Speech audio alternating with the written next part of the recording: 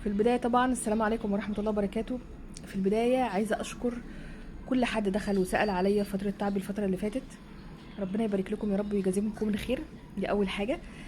تاني حاجة عايزة أقول لكم الإطعام اللي احنا طلعناه شهر واحد، الشهر اللي احنا فيه ده كان عبارة عن إيه. أول حاجة طلعته كان في شهر واحد قبل ما شهر شعبان يبدأ.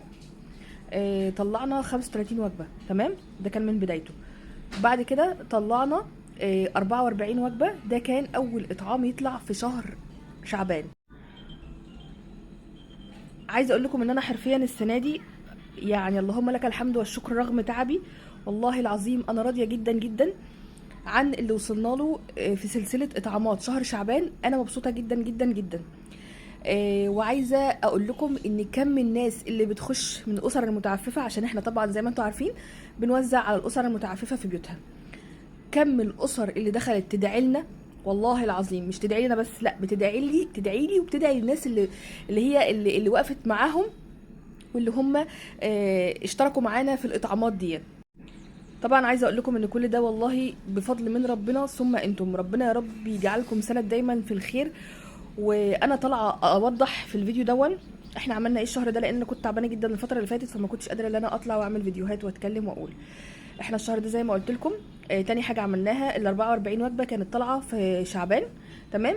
بعد كده ان شاء الله لسه انا ما اعرفش هنطلع كام وجبه، بس ان شاء الله باذن الله انا متفائله اخر وجبات في شهر شعبان هتطلع اليومين الجايين باذن الله يا رب. اللهم لك الحمد والشكر يا رب. وبرضه هرجع واقول لكم تاني شكرا ليكم، واسفه على اللخبطه لاني مش متعوده ان انا اطلع اعمل معاكم فيديوهات من النوع ده.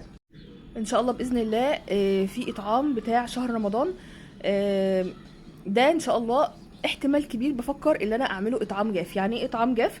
يعني انا مش هطبخ، انا هدي لكل اسره من الاسر اللي معانا هعمل لهم مثلا فرخه كبيره شويه. الاسره مثلا اللي عندها 6 انفار هعمل لهم فرخه ونص مع، يعني هنعمل كده ايه وجبات حلوه ان شاء الله باذن الله السنه دي. ده الاطعام الجاف بيطلع اكل مش مطبوخ. فانا يعني حابه انكم تشاركوا معايا نعمل اطعام جاف، ولا اعمل زي ما بعمل كده ونطبخ ونوزع اطعام مطبوخ. هو كده ولا كده اصلا بيروح للاسر في بيوتها ان شاء الله باذن الله. فواحد مش هتبقى فارقه، بس انا بتكلم على ان الفرق ان هي الاسره هتبقى مبسوطه وفرحانه وهي بتطبخ كده في البيت. انا بطلع الاطعام ده بيبقى عباره عن ايه؟ الاطعام الجاف بيبقى عباره مثلا لسه عاملاه من شهرين. كان عباره مثلا بيبقى عن فرخه ما شاء الله بس حجمها كبير، 2 كيلو رز مع سمنه مع زيت مع، شوفوا بقى نوع الخضار اللي بنعمله ايه كده، يعني ده الاطعام الجاف. فان شاء الله باذن الله احتمال كبير السنه دي هعمله كده في رمضان. عايزاكم برضو تشاركوني وتقولوا لي. دي اول حاجه. تاني حاجه رصيد الاطعام بتاع شهر رمضان زيرو، زيرو حرفيا. فاللي عاوز برضو يشترك معايا يكلمني، لان خلاص ما عادش وقت. انا كل ده كنت بجمع لاطعامات شعبان ان شاء الله باذن الله. بس كده. فمحتاجه منكم كده دعوتين حلوين ان ربنا يا رب يقدرني واقدر اكمل ان شاء الله باذن الله يا رب، وما نقطعهاش عاده يا رب. بقالنا لحد دلوقتي 1.5 سنة شغالين مع بعض اطعامات، اللهم لك الحمد يا رب، يا رب لك الحمد. وديمها عليا نعمه، واللهم يا رب استخدمنا ولا تستبدلنا يا رب العالمين. لان بجد موضوع الاطعام ده بيفرق في نفسيه الواحد. مش شرط انكم تتبرعوا معاه، الاطعام ده بيدفع حاجات كتيره جدا.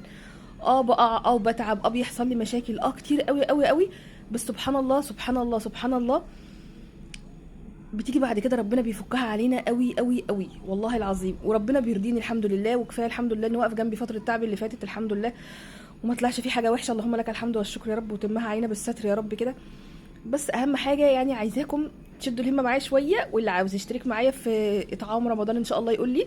وبرده اقترحوا عليا نعمله اطعام جاف ولا اطعام عادي زي اللي انا بعمله بطلعه بطبخه، عرفوني برضو.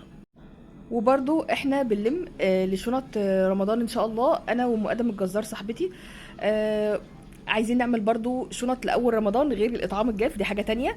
فبصوا اللي عايز يشترك معايا في اي حاجه، لان الاطعام عندنا الرصيدات خالص كلها ايه مش كامله. يعني انا الاطعام بتاعي بتاع رمضان الرصيد بتاعه زيرو. اطعام برضو اللي هو الشنط بتاعت اول رمضان دي برضو الرصيد برضو بتاعها مش قد كده، قليل قوي. فيا رب يرضينا كلنا ونرضي الناس الطيبين الحلوين الاسر المتعففه بتوعنا. عايزه اقول لكم بجد متشكره قوي. انا يعني الحته دي الاسر المتعففه اللي عندنا، عايزه اقول لكم متشكره قوي على كل دعاء دعيتوهولي، وكل دعاء بتدعوا لي الناس اللي بتتبرع، وكل دعاء مش قادره اقول لكم يعني بيوصل لنا، اللهم لك الحمد والشكر. شكرا ليكم، شكرا ليكم كلكم كلكم كلكم. معلش انا اسفه طولت عليكم جدا. اهم حاجه ما تنسوش لو وصلتوا لهنا تصلوا على النبي وتتابعوني. انا ساره جمال من بورسعيد، واللي عاوز يشترك معانا يكلمني ان شاء الله باذن الله، وربنا يا رب يقدم الخير كله يا رب. بابا حماية لايك.